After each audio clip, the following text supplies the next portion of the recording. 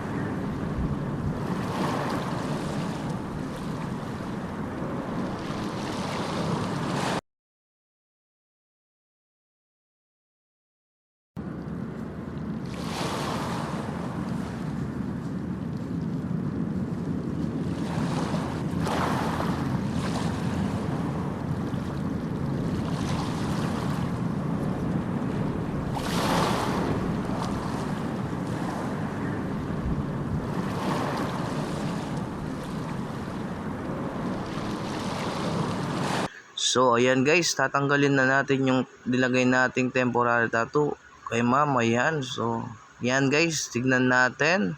Yan, ayusin lang natin ng konti dyan guys. So medyo may nagulo dyan. Ayan, ipiplex na natin yan guys. Patingin nga.